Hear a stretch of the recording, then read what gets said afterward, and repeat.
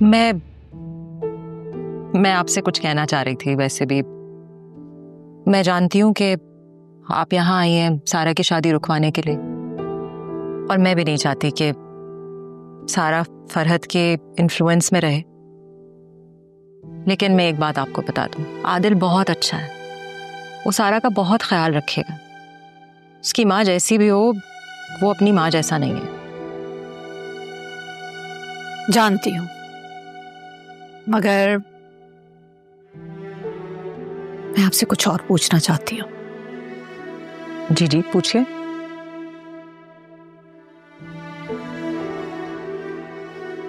Personal है, आपकी औलाद क्यों नहीं हुई?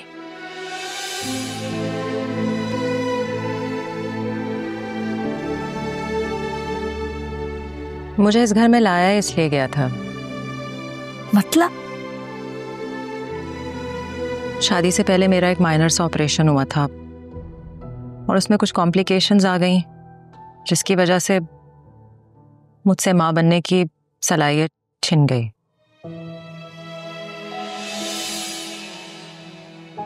आपने मजहर को ये बात बताई थी? वो जो मेरा ऑपरेशन हुआ था, मेरी अम्मा ने उन्हीं से लोन लेकर करवाया था। जब फरहत को ये बात मालूम हुई तो उन्होंने लोन भी माफ कर दिया और मेरा रिश्ता भी मांग लिया। हालांकि मेरी अम्मा ने कहा था कि ये बात मजहर को बता दें, लेकिन हमें भी शादी के बाद पता चला कि मजहर को तो इस बात का इल्म भी नहीं था। आपने क्यों नहीं बताया? मैंने बहुत कोशिश की कि मैं बता दूं, लेकिन फिर मैं ये सोचकर खामोश हो गई कि अगर इसी बात को बेसिस बनाकर उन्होंने मुझे छोड़ दिया तो सारा का क्या होगा? सारा का इस घर में कोई नहीं था, कोई दोस्त नहीं, कोई खैर ख्वाह नहीं। आपके साथ साथ आपकी मोहब्बत भी चली गई थी। तो मैं भी अगर चली जाती तो इस बेचारी का क्या होता?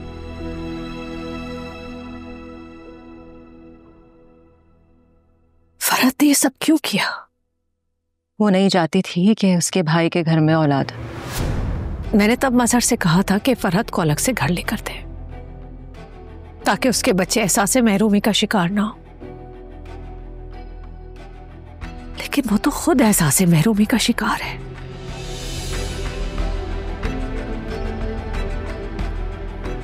जुल्म किया उसने सब पर, अपने भाई पर, मुझ पर, मेरे बच्चों पर, आप पर।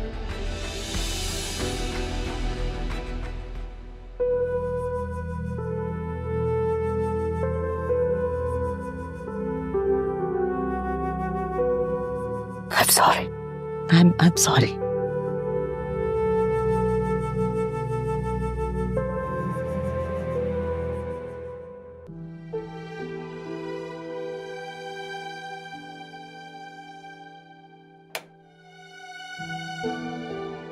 आपकी तबीयत तो ठीक है ना? हाँ मेरी तबीयत तो ठीक है, लेकिन ये सामान तुम यहाँ से कहाँ ले जा रही हो? कहाँ जा रही हो? अभी तो सारा के कमरे में थी, बस सामान रह गया था, वो लेने आई थी। मैं महसूस कर रहा हूँ शाजिया के आने के बाद से तुम बदलती जा रहे हो। जरूरत के तहत आई हुई शय हो या इंसान, वक्त आने पर तब्दील हो ही जाती है।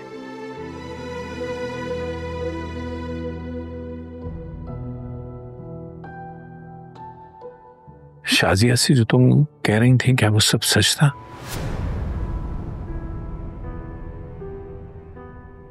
खासकर वो बांझ वाली बात। उन्होंने मुझसे पूछा तो मैंने बता दिया।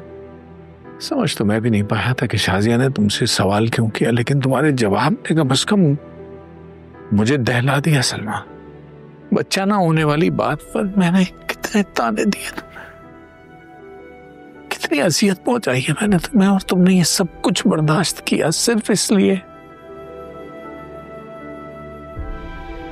सिर्फ इसलिए कि सारा को कोई दुख ना पहुंचे। मुझे तो तुम्हारा एहसानमंद होना चाहिए था, और मैं तुम्हें अजियत पे अजियत देता चला गया। और सिर्फ मैंने नहीं, इस घर के हर फर्द ने तुम्हें अजियत पहुंचाई है। क्या तुम मुझे कभी माफ कर पाओगे इस बात के लिए?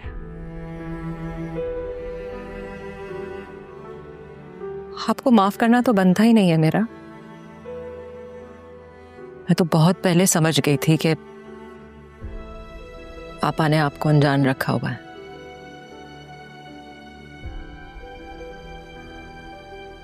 फरद को तुमसे माफी मांगनी होगी अभी। नहीं, बहन है वो आपकी, कुछ नहीं कहेंगे आप उनसे। बहन होने का मतलब ये नहीं है कि जो वो कर रही है उसे करने दो। मुझे उससे बहुत से सवाल करने हैं जो अब तक मैंने अपने अंदर रोक रखे हैं, और अब ये सब जानने के बाद तो उन सवालों में इजाफा हो गया है। मुझे उससे अब ये भी पूछना है कि तुम्हारे साथ ये सब जुल्म करने की वजह क्या थी, और तुम उसी को बचाने की कोशिश कर रही हो। सारा के लिए। तुम्हें लगता है कि आदिल और सारा की अब मैं शादी होने दूंगा? यही तो मसला है आपका। मसला कहीं का गुस्सा कहीं और निकाल देते। आपने अपनी बेटी को गले तो लगा लिया, इसकी आंखों में नहीं देखा वो आदिल को पसंद करती।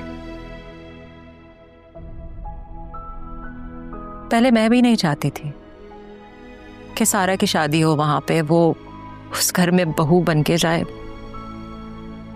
लेकिन उसकी खुशी इसी में। आप अपनी बहन से कुछ कहेंगे ना तो उन दोनों के रिश्ते पे बात आ जाएगी। आप अपनी बेटी की खुशी को अपनी बहन की वजह से दांव पर नहीं लगा सकते। लेकिन अब इस बहन को मैं कभी माफ भी नहीं करूंगा। आज तक आपको अनजान रखा गया है ना, अब आप खुद अनजान बन जाएंगे। बस